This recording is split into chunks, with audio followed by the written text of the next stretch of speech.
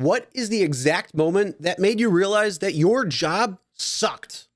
This was a tweet that Dan Prince, who is a CEO, and he's very well known because he actually decided to pay his employees more and pay himself less. So he's been very noted when it comes to what he's doing for his operations, and he's actually thriving from it. His employees are happy, and he's probably using this as an opportunity not to do what some bosses are doing to make people realize their job sucks and they should probably leave it. So let's talk about what some of the responses people had to say were. Hey everyone, my name is Chris and welcome to Real Rideshare Stories. And yeah, this is a little bit different than our normal rideshare crap that we always talk about. So the thing is, I wanted to look into a couple of other things because we complain a lot about driving and some of the issues that Uber and Lyft has. But when it comes to other jobs really suck. And lately, I've been going down a rabbit hole on seeing what people are saying in stories when it comes to entitled bosses and problems and issues when it comes to the job. So I wanted to highlight some of these, and I want to know what your thoughts are. And also, if you are an employee somewhere, what is an exact moment that made you realize that your job sucked? And if it doesn't suck, why? Make sure to comment below and let us know. Now, I did get this article from pinventure.com. I will leave a link in the description below, so if you want to check this out, then you can and see what they had to say. I'm going to share what some of the tweets that was in response to what Dan had wrote, and I'm going to share my thoughts on that as well, because some of these are quite doozies. And I also invite your thoughts on any of them. Just label what they are so we know what one you're talking about. So what you're seeing on the screen right now is that exact tweet from Dan Prince. And it says, what exact moment made you realize your job sucked? So let's get into it. All right, so let's take a look at the first one. And this is from Diane, who said, I had FMLA to take care of my dad as needed, so I worked from home. I still logged 50 plus hours a week in case he needed me. My manager asked when my dad was going to hurry up and die so that I could come back to work in the office. What in the hell is wrong with you as a boss to say something like that to an employee? Oh, when is your father going to hurry up and die? I'm actually speechless. Like, seriously, that's so insensitive. That is a horrible boss. And I really hope that this employee decided to get up and walk away from that and find something that's going to be much more fulfilling, as well as somebody who is going to treat her much better, especially if she's still working 50 hours a week from home and trying to take care of her father who needs it. All right, and the next story is from Andrew, and it says, got in a car accident that totaled my vehicle. Boss picked me up to bring me to work the next morning. Boss said, this is a one-time thing. Uber next time. Then they got a phone call from the insurance company while working and then got berated after getting off the phone for not focusing on the job. Oh, I'm sorry, Mr. Boss. You wanted me to come to work, right? Well, I need a car to get to work, and probably, depending on where you live, Uber could be quite expensive. I know, we cover it on this channel. But look, we all have personal things that are going on, and if you need to take care of a personal matter at the job, it shouldn't be a real problem, at least in my opinion. Now, this next one from a boss is absolutely disturbing because that just shows how out of touch and out of sync they actually are with somebody's needs, and especially their emotional needs.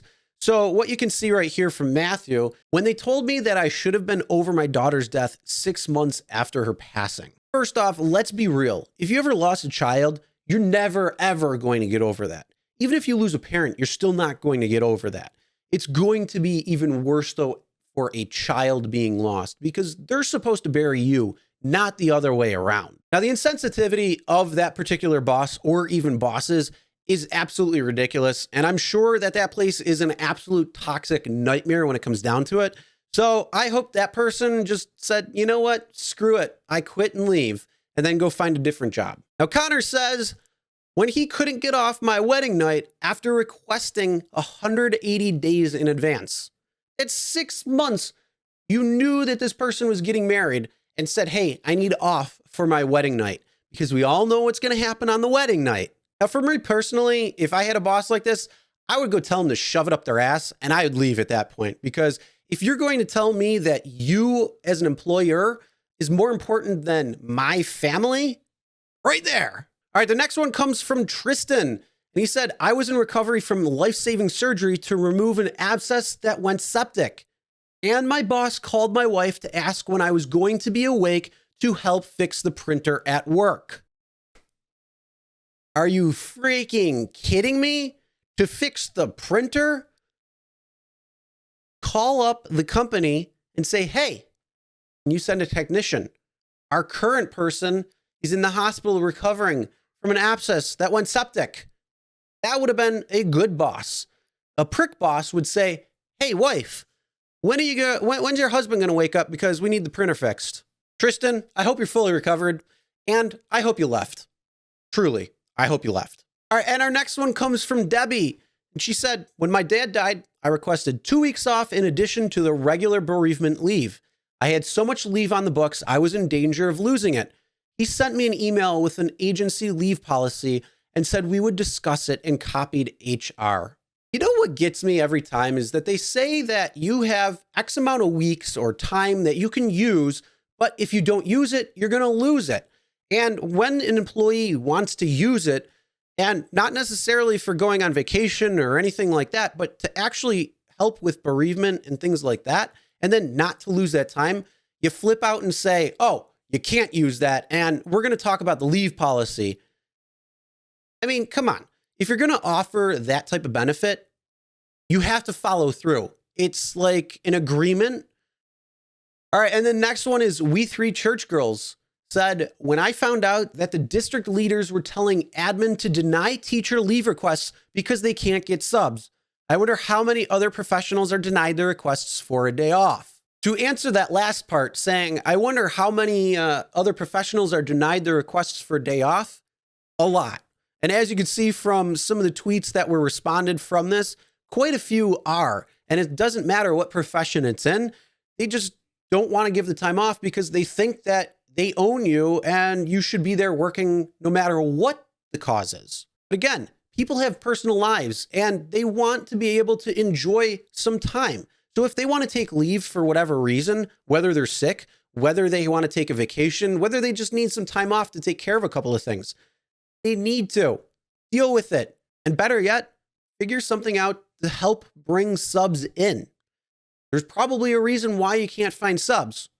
Could it be the probable shitty pay that you're trying to pay them? All right, and let's go on to Jeff, who said, when a colleague told us all that he was going to be a father, and his manager screamed and berated him in front of all of us and demanded he abort the fetus because he didn't get the manager's approval before getting his wife pregnant. Holy shit.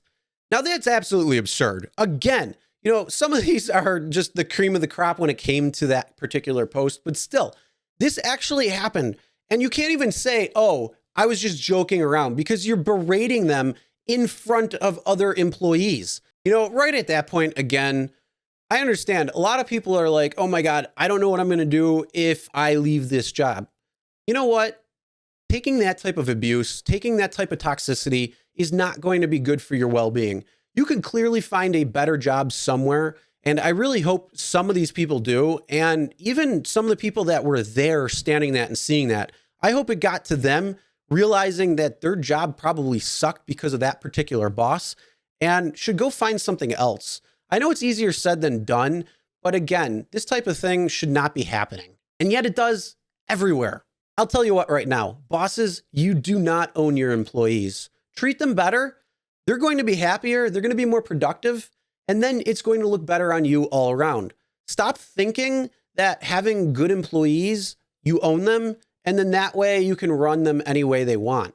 That's not going to work. And it's probably going to come back on you. All right, and let's go on to the next one, Yamichi. And if I pronounce that wrong, I apologize. But it says, when Disney sent an all-staff email praising the commercial success of Black Panther and how it made $1 billion in a week or whatever, then days later got told there was no budget for raises or cost of living adjustments. Got less than a 1% that year. But first off, I like the MCU. I mean, right here kind of gives it away. I like Marvel, and Black Panther was a great movie. But when you make that much money in terms of making a movie, you might want to share that with your employees because, yeah, if you're saying, hey, congratulations, good job for having a movie that made $1 billion in the week or whatever it was, and then turn around days later and say, there's nothing in the budget for raises because all this money is going to have to go towards something else. Well, that's absolutely ridiculous. All right, and let's go on to the next one, lassitude. And this said, when I texted my boss, my 97-year-old grandma had just tested positive for COVID and was in the ICU. And he replied, good luck with that. First of all, dick response. And going on says, then I was on duty the day of her funeral. Had someone cover, but had to go in for the on-call phone for the weekend. Left graveside to get back. Charged me vacation. Now that is absolutely ridiculous. If you're trying to go and grieve your family, especially close family, then you should not have to be on call. They should be able to take care of it with somebody else and say, hey, look, yeah, we got this. You go do what you need to do, and we'll see you when you come back. Something like that would have been a great response. It would have treated the employee with respect, but no. They're like, you got to cover your shift because, well, we know you're going to be working and there's a funeral that day. So if you want, you got to cover it. But you're still on call, so you got to come in anyways. And, well, because you left, we're going to charge you vacation time. Now you're starting to understand why 4.5 million people quit their jobs just in the month of November. It's because of shit like this. All right, and moving on. This is from Josh. He said, when they emailed us bragging about our top execs generously donating their salaries due to the pandemic, and then they told us the same week that we were all getting a 20% pay cut, furloughs and layoffs would soon follow. Can't imagine why they're struggling to keep employees now. Yeah, we've all seen all the different companies out there that said, oh, our top execs are not taking a salary during the pandemic, so then they can continue operating and keep their employees on. And yet they still get millions of dollars in bonuses. And then you force your employees to take a 20% pay cut on top of that because you want to try to keep your business afloat. I get it. The pandemic had a lot of issues all around, but there were a lot of companies that were able to get PPP and EDIL and a lot of other allotments when it came to the government helping to bail out these companies. All right, and this next one is pretty much as close to indentured servant as you could possibly get. And as you can see, this is from Vera, and they said every day, being an immigrant from India, I am tied to my employer sponsoring my visa for life. Current wait time is 200 years to get a permanent residency. Advantage employer?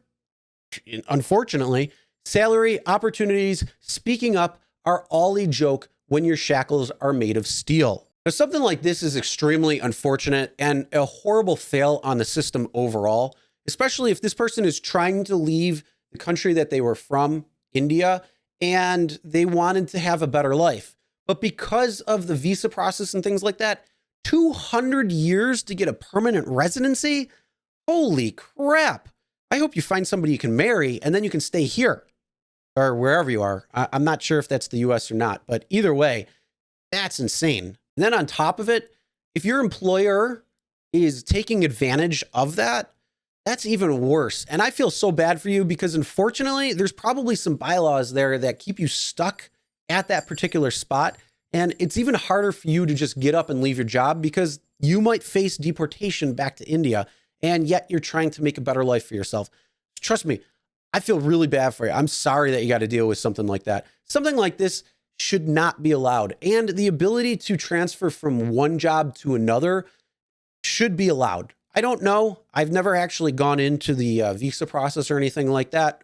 But if anybody does know that, please comment below and let me know. Now, this last one I'm going to share with you is a true eye-opener. And for those who see all of these toxic bosses and negative consequences being berated and belittled when it comes to trying to take time for yourself, or when you realize that your job sucks, well, hopefully this might be something that you realize that, you know what? I don't need to take this anymore. And it's time to move on and find something that I'm going to be happy at and hopefully in a much better situation. So Nathan writes, when I realized that no matter what I did in my field, how much I worked, how many jobs I had, I would never not be poor. all I do is work to pay the billionaires part, make the government their money, and kill time before I'm dead. Hopefully at an early age because I'm over it. Again, let me reread this because it's truly eye-opening when you really take it in. And it says, when I realized that no matter what I did in my field, how much I worked, how many jobs I had, I would never not be poor. All I do is work to pay the billionaires part, make the government their money, and kill time before I'm dead. Now that is truly dead ass accurate. There are certain things that you can do to help invest and to create secondary income to try to beat the system. But the whole problem is it's built up against you. And unless you understand the rules of the game, how do you know if you're playing the game or not? Well, that's the whole thing when it comes down to it. All right, so wrapping up, those are a few of the responses when it came to Dan's original tweet saying, what exact moment made you realize that your job sucked? And I want to know what you thought about some of these, so make sure you comment your thoughts on them. And also, let's ask you what exact moment made you realize your job sucked, if it did. Comment below, let us know. All right, and if you made it this far and you like this content or got something out of it, make sure you give this video a thumbs up. And if you want to see more of it, let me know, because like I said, I kind of went through this rabbit hole of some crazy things when it came to entitled people and some of the craziness when it comes down to it. And I have a lot of stories that I found. So if you want more of these, highlighting them with my reaction, let me know. I'll make them. And make sure you subscribe and ring the bell for notifications so you'll be notified when new videos come out. And as always, never drink and drive. Always tip your drivers, delivery drivers, and your shoppers. We'll see you in the next one.